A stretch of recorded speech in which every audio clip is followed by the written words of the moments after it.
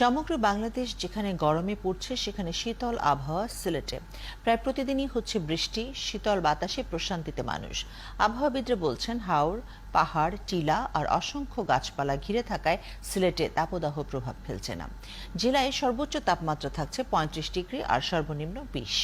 তাপদাহ কমাতে তাই বেশি করে গাছ লাগানোর পরামর্শ আবহাওয়াবিদদের। হুসাইন আহমদ সুজাদের তথ্য এবং তারেক আহমদের ছবিতে প্রতিবেদন।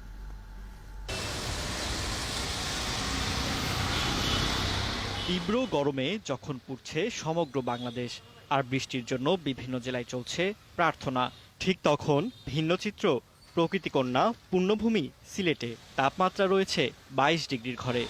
বিকাশে কম খরচে ক্যাশ আউটের লিমিট বেড়ে ৫০,০০০, প্রিয় এজেন্টও ২টা। গ্রীষ্মকালে সিলেটের সর্বোচ্চ তাপমাত্রা ৩৯ ডিগ্রি রেকর্ড করা হয় ২০১৪ সালে। এর বেশি তাপমাত্রা কখনোই দেখেনি সিলেটবাসী। স্থানীয় বাসিন্দারা বলছেন, জেলার চারদিকে পাহাড়, বন, গাছ থাকায় এমন শীতল আবহাওয়া অনুভব করছেন তারা। প্রায় সব দিন রাত ১২টার পর থেকে শীত অনুভূত হয়। অন্যান্য জায়গার থেকে সিলেটে গরমের অনুভূতিটাও খুব কম এবং প্রায়ই বৃষ্টি হচ্ছে। গত ২ দিনেও বৃষ্টি হয়েছে। প্রতিটা বাসায় দেখেন আপনি এই বিভিন্ন ধরনের গাছগাছালি আছে, নারিকেল গাছ বলেন বা আম গাছ বলেন বা সুপারি গাছ বলেন।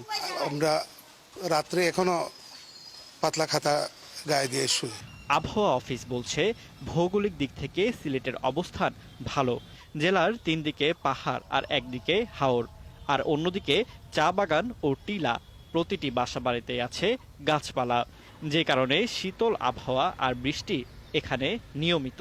প্রকৃতিকে সাম্যাবস্থা ফিরিয়ে নিয়ে আসতে গেলে আমাদেরকে জল ধরে রাখতে হবে। ১ নম্বর জলাধার, যেটা পানি রাখতে হবে। ২ নম্বর হচ্ছে যে গাছপালা, ফলজ গাছপালা হলে সবচেয়ে ভালো হয়।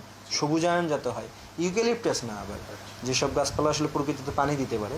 তবে ভবিষ্যতে জলাধার ভরাট, পাহাড় টিলা কাটা হলে দেশের উত্তর এবং মধ্যাঞ্চলের মতো অবস্থা হবে সিলেটেরও, এমন সতর্কবার্তা আবহাওয়া অফিসের। আপনি যদি এখন গাছ রোপণ করেন, এটা তো কালকেই বাতাস দেবে না, আর ১০ বছর সময় নেবে। সুতরাং আপনি চেষ্টা করেন গাছপালাকে না কেটে প্রকৃতির সঙ্গে অ্যাডজাস্ট করে কিভাবে বসবাস করা যায়। তীব্র তাপদাহ দূর করতে বৃক্ষরোপণের পাশাপাশি জলাধার, ডোবা, নদীনালা ভরাট না করার পরামর্শ আবহাওয়াবিদদের। ফারদিন নীরব, ৭১।